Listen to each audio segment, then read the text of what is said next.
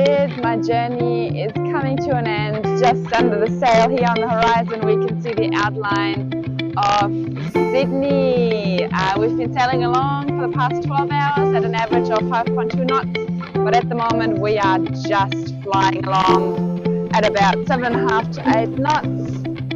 It's been an absolute gorgeous day of sailing. We've got about an hour until sunset.